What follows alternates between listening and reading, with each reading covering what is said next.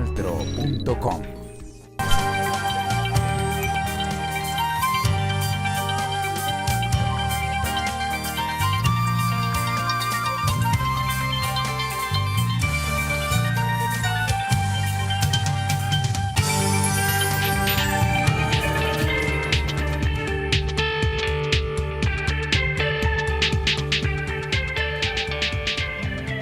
Hola televidentes del Canal Tro, sean ustedes bienvenidos a este su programa ¿Qué puedo hacer por la paz? Una paz diversa e incluyente será el tema a tratar en este primer programa que tenemos para todos ustedes, nuestros televidentes, cuando buscamos mecanismos, estrategias que le permitan a ustedes poder analizar un poco más sobre el proceso de paz que se desarrolla en ese momento en nuestro país. Después de tanto conflicto, es hora de hablar de eso, de paz, de entregar las armas.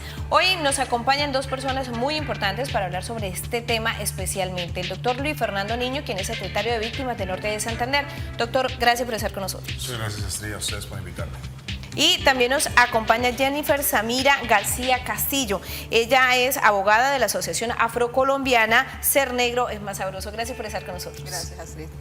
Bueno, estamos acá para hablar sobre un tema de paz diversa e incluyente. ¿Qué quiere decir para ustedes una paz diversa e incluyente, doctor Luis Fernando? Una paz diversa e incluyente, Estrella, es una paz donde todos quepamos en la construcción colectiva. Lamentablemente, uno de los rasgos del conflicto armado es dividir, y esa división no solo es por sectores de política o de ideología, sino también tiene unas divisiones étnicas, religiosas, incluso de carácter sexual. Por lo tanto, un componente en la guerra es la división. Construir paz es unir y eliminar esas divisiones. Para ti, ¿qué significa esa paz diversa e incluyente? Pues una paz diversa e incluyente definitivamente es donde se respeten las diferencias, donde se apliquen todas las normas y los convenios internacionales en cuanto a los derechos humanos y precisamente donde la identidad étnica del país y la plurietnicidad esté bajo el mandato constitucional. ¿Usted hace parte de esa asociación de afrocolombianos? ¿Usted cree que en Colombia esto ha sido respetado, que los afrocolombianos sí están sido incluidos en programas del Estado, en programas regionales, en programas locales de municipios? No, se está trabajando en ello, pero en realidad falta mucho. Debemos recordar que todos los afrocolombianos y afrocolombianas en el país hemos sido triple víctimas de todos los crímenes cometidos en el país, entonces es necesario que haya un proceso de reparación mucho mayor que el resto de las víctimas. Yo invito también a nuestros televidentes para que a continuación veamos la historia de Sonia Contreras Sánchez. Ha sido desplazada 2 veces en nuestro país por el conflicto armado. Para el barrio Las Delicias representa una buena líder, una líder de víctimas, una persona emprendedora que le colabora a las personas, a las víctimas para que puedan sacar sus microproyectos, sus proyectos de vida que quieren.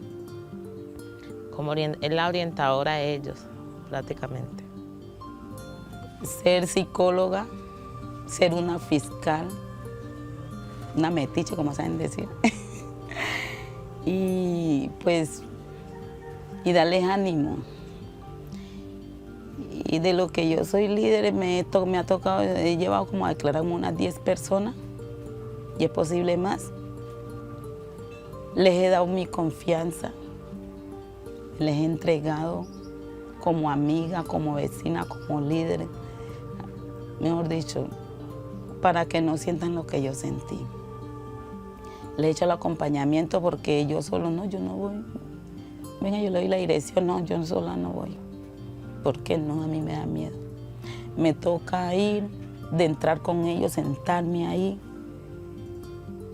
atarle, haciendo el masajito en la espalda, porque a veces es duro. La gente le da por llorar, le da ganas de salir corriendo, le da miedo, le da de todo. Entonces, y ahí me toca que sentarme ahí. No se vaya porque con usted tengo más confianza. No se vaya porque eso me da miedo. Aquí poco más o menos, eso dicen. Mi señora es víctima, ella es víctima, pero dicen que aquí el 70%, yo creo que donde hayamos 100, 70 son víctimas, ¿verdad? Bueno, entonces eso es lo que siempre se ha luchado. Aquí se ha luchado muchísimo, Sonia ha luchado mucho por la víctima. Porque yo quiero mi gente, quiero mi barrio, quiero que mi barrio sea mejor, el mejor de Cúcuta. Quisiera que fuera así. y que la comunidad se sienta satisfecha, se sienta contenta, tenga buenos beneficios, no de que, ay, a mí me trajeron 1 kilo de arroz, me lo comí ahorita y quedé con la misma hambre, no. Algo que nos dé provecho, ¿sí? Porque usted por lo menos si usted aprende a cepillar pelo, usted no se le va a olvidar. En cambio, usted come 1 kilo de arroz ahorita y mañana amanece con hambre, ¿sí? Y uno lo que aprende no se olvida. Entonces, eso es lo que yo busco. Acá hemos traído talleres de peluquería, de manicure, todo eso, con el SENA, como líder y como representante y como comunidad. Hemos trabajado todo eso. ¿Por qué? Porque queremos que la gente se supere, ¿sí? No es que me lo den o creerme el más pobrecito, dar lástima, no. ¿Sí? Entonces eso, superémonos. Sonia Contreras Sánchez definitivamente se ha convertido en la fortaleza de su comunidad y usted, Jennifer, nos podría hablar un poco sobre en qué radica esa fortaleza para esas personas que pese a ser víctimas continúan ayudando a otras personas que son víctimas de la violencia y se convierten en eso, como los líderes, en el bastón para muchos. Mire, Astrid, definitivamente Sonia Contreras es el rostro de miles de mujeres negras en el país. Mujeres negras que históricamente hemos tenido que vivir en una sociedad machista, una sociedad clasista, sexista y racista. Y precisamente ella, estando en un territorio que no es ancestral, que no es propiamente donde ella nació, sale adelante, no solamente por ella y por su familia, sino por el resto de la sociedad. Entonces también le estamos diciendo al país que nosotras las mujeres negras y los hombres negros de Colombia también somos constructores y forjadores de paz y que precisamente así como aportamos al desarrollo del país, también necesitamos que nuestro reconocimiento sea veraz.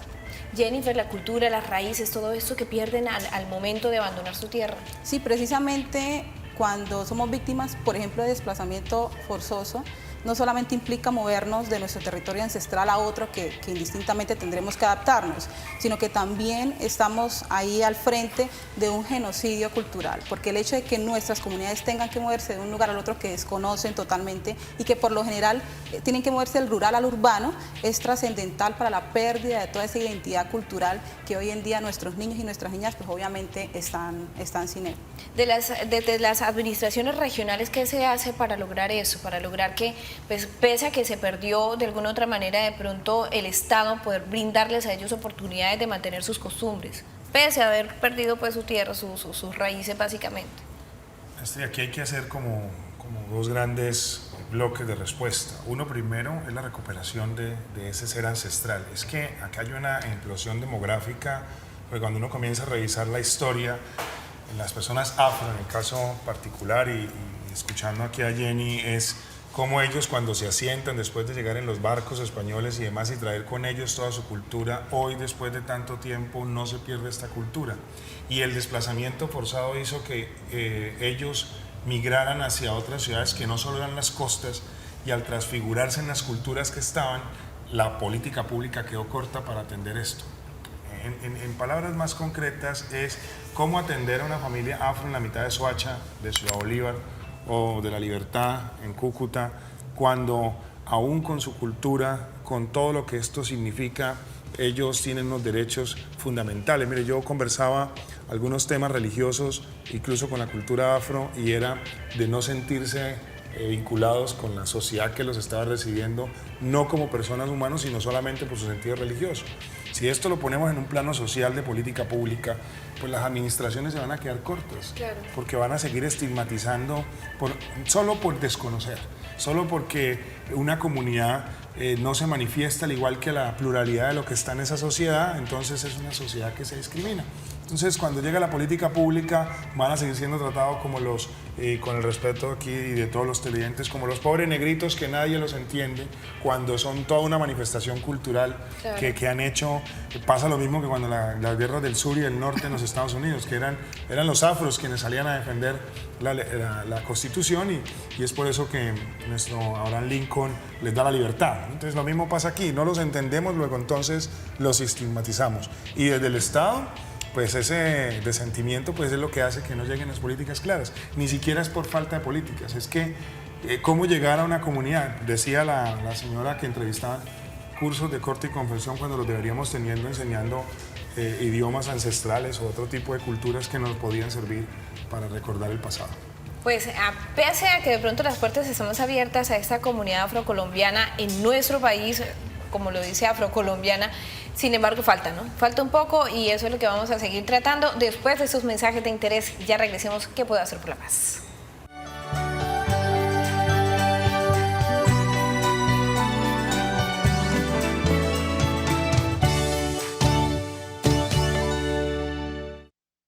Continuamos en ¿qué puedo hacer por la paz? Hemos estado también escuchando la historia de Sonia Contreras Sánchez, una mujer afrocolombiana que ha sido de alguna u otra manera víctima de la violencia en nuestro país. Y estamos hablando de una paz diversa e incluyente, que es lo que se busca en Colombia. Pese a que antes de irnos a comerciales hablábamos de que se ha ampliado un poco el espacio para los afrocolombianos, para los palenqueros, negros y raizales que han sido víctimas doblemente, como lo decía nuestra abogada invitada hoy, por el tema de conflicto que se vive en Colombia. Hace falta muchos más espacios. ¿Cómo han hecho entonces estas comunidades afrocolombianas para buscar más espacios dentro del Estado y dentro de la misma sociedad civil normal del día a día para que le abran puertas y oportunidades laborales en todo sentido? El principio que hemos tenido como base es la organización comunitaria, porque precisamente incluso en las mesas de negociaciones que se están llevando a cabo en La Habana no hay una participación, una representatividad directa de lo que es la comunidad étnica, en este caso la población afrodescendiente, pero también debemos tener en cuenta a nuestros hermanos indígenas. Por eso hemos logrado conformar una subcomisión étnica, población afro, población indígena, para que esté allí en esos diálogos de negociación y para que de frente a los actores podamos delimitar cómo va a ser esa paz restauradora, una paz con justicia social que no tiene solamente que ver con la dejación de armas, ¿no?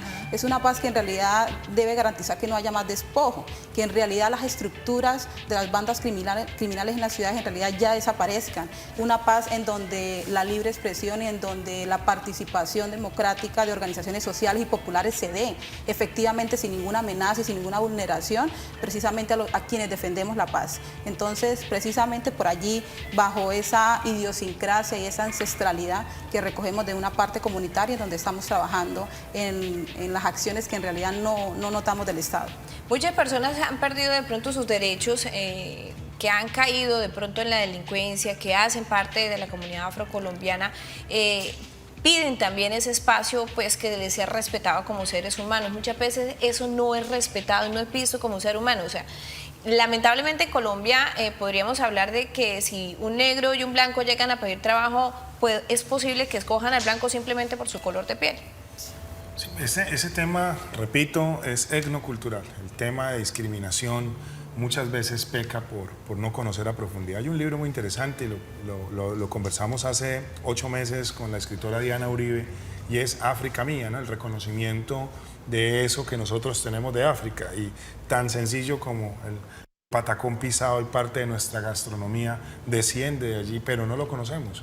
Cuando nosotros interrelacionamos con otras culturas, lo que nos causa temor o desconocimiento lo rechazamos, y eso es lo que ha sucedido. Usted plantea algo muy interesante. Frente a un blanco, frente a un negro, no está de por medio la capacidad psicoprofesional, sino su etnia, su cultura, y por ella es rechazado. Entonces, el desconocimiento, veo a un negro en la calle, es más peligroso que un blanco, ¿sí? Y tengo que correr riesgo. No es porque tenga ni siquiera un arma, es por su condición de piel. Ese desconocimiento, esa discriminación, es producto del no saber interpretar lo que nos rodea. Ahora, la palabra indio es despectiva hoy en día, ¿no? Usted es mucho indio, sinónimo de persona sine qua non, sin capacidad para interrelacionar. Resulta y casa que nosotros éramos una cultura ancestral igual, ¿no? Y que todos somos descendientes de. Entonces, es encontrarse con el otro cuando hablamos de comunidades ROM.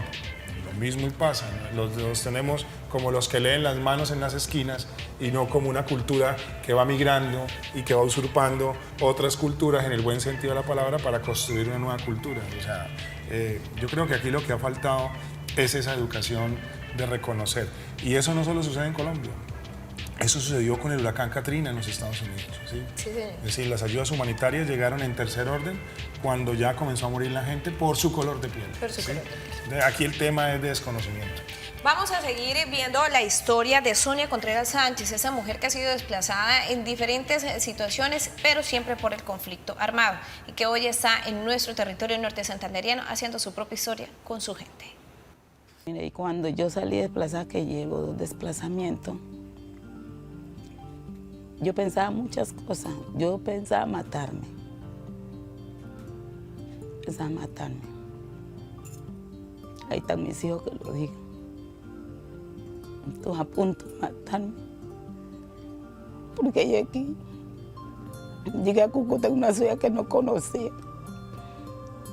Tras de eso que discriminan mucho a los afro. Y no tenía con quién dejar a mis hijos, cuidándolos para yo poder trabajar. Llegué con una mano adelante y otra atrás, solamente con mis hijos. Sino que uno, con la ayuda de Dios, y lo que uno se propone lo tiene. Yo cocinaba en latas de sardina, en pote de pintura, en chamizo de leña. Comíamos en plástico, esos eran los platos, papel plástico, papel de azúcar, esos eran los platos para nosotros comer. Ahí están mis hijos y tengo a Dios de testigo. Y a mí todo eso, no conocía a nadie y todo eso yo pensara quitarme la vida. Pero la fuerza de mis hijos no me dejó. Yo pensaba en ellos, mis hijos tan pequeños. Si yo me mato, ¿dónde me van a parar? Una voz me decía, no lo hagas. Que hay gente que lo señala. Piensa que uno es víctima porque quiere. Y no es así, es porque a uno le toca. Porque es como una ruleta. Va dando vueltas y le cae a la persona que no tiene nada que ver. Y por otro lado, pues, le doy gracias a Dios porque estoy con vida, estoy con mis hijos. He alcanzado a conocer a mis nietos. Y a veces digo, si fuera seguido allá en el campo, no estaría viva. Mis hijos tampoco, serían unos delincuentes también. Entonces, por un lado le doy gracias a Dios. Por otro lado, también las personas que han venido atropellándonos, yo los perdono. Porque solamente Dios sabe el por qué lo hace. Yo no los puedo juzgar a ellos. Solamente ellos saben.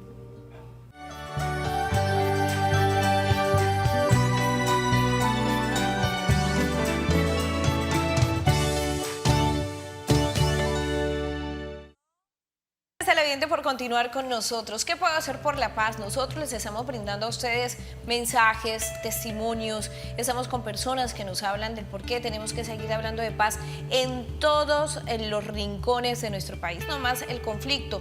Y muchos de los víctimas del conflicto han sido los afrocolombianos. A ellos aún se les sigue señalando, aún se les sigue de pronto en materia de persecución y no se le abren los espacios suficientes. Sin embargo, se viene trabajando para ello, para que tengan esos espacios. Desde la política pública, doctor Luis Fernando Niño, ¿usted cree que se está abriendo realmente ese espacio directo para que sean respetados, atendidos, escuchados y sobre todo para que tengan ese espacio dentro de la colombiana, dentro de los colombianos normales, esos afrodescendientes? Ya lo hemos definido acá que la ley está, la ley ya abre los espacios, ya por ley, por ejemplo, en la mesa departamental de víctimas debe haber una persona que represente los afro. En los temas como la mesa de paz también se dio la pelea en Bogotá para que la mesa nacional y en el caso de la mesa departamental se incluyan las personas afro. Pero yo sigo insistiendo en que no es solo la ley, porque es que la ley escrita está ahí, la ley a veces se hace para no hacerla o no acatarla o violarla, que es peor. Y es que lo que nos falta es concientización. Es tan sencillo como decir, hoy nos vamos a sentar todos, y yo estoy muy preocupado, y lo he manifestado en este espacio y en otros, es frente al tema de la desmovilización. Entonces, ¿qué va a pasar? ¿Estamos preparados para aceptar a los reinsertados y desmovilizados en la sociedad? ¿O va a ser otro nuevo grupo estigmatizado que va a llegar a nuestras ciudades a buscar trabajo y nadie les va a dar trabajo porque es que este era de las FARC, este era del ELN y este era UC? ¿Quién se le ocurre darle un trabajo?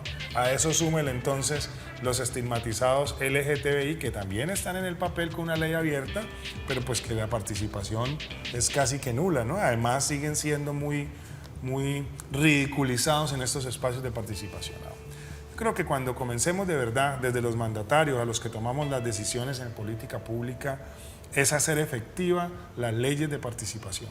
Y eso es muy sencillo. Nosotros estábamos conversando, la organización que representa a Jennifer estuvo con nosotros en la mesa de víctimas del 7 de marzo en el Hotel Villa Antigua, con su stand, colocándonos a conocer qué es lo que hacen. Hemos tratado con la ayuda psicosocial, con nuestro equipo de la Secretaría, acompañarles, no solo a ellos, Daisy Perea, por ejemplo, recuerdo, en Ocaña, con sus organizaciones de mujeres.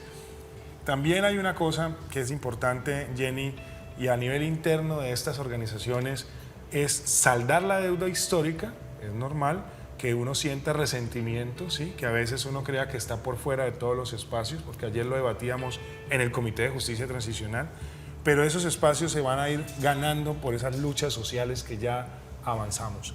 Ver a Jenny en un aula de la universidad, junto con otros compañeros, no debería ser anormal, ¿sí? Es decir, es completamente normal que las comunidades afro estén en cualificación académica. Ahora, yo pongo un ejemplo y cierro la respuesta, es en Francia, el país de las leyes de la Revolución Francesa, hoy la mayoría de población es de color negro en Francia, ¿sí? Y en el tema religioso van en avances tan significativos como la eliminación de la burka o el permitir que el Corán sea una religión. Entonces, fíjese que esto tampoco es que es una ley, esto es unos espacios que se van ganando porque las culturas tienen que ir cambiando. Yo pongo un ejemplo a 50 años con el proceso de paz, a ver cómo vamos a estar nosotros los colombianos aquí entre desplazados, refugiados, desmovilizados y los que no tenemos nada que ver en la guerra.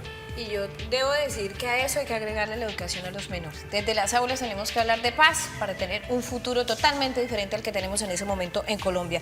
Doctor Luis Fernando Niño, Jennifer, gracias por estar con nosotros acá. Quisiéramos poder tener más espacio, más tiempo para poder seguir conversando sobre estos temas tan importantes como lo es una paz diversa e incluyente, hablar de la necesidad de darle espacio absolutamente a todos los grupos de nuestro país, grupos étnicos, en ese momento afrocolombianos, como lo estamos hablando. Jennifer, mil gracias por estar con nosotros. A usted, Astrid, dejarle el mensaje a todos los televidentes que definitivamente la paz para nuestro país debe ser una paz estable, duradera, pero también una paz sin racismo, sin discriminación racial y donde se eliminen todas las formas conexas de intolerancia. Desde allí usted está haciendo paz. Sí, señora. ¿Desde dónde está haciendo paz usted, doctor Luis Fernando?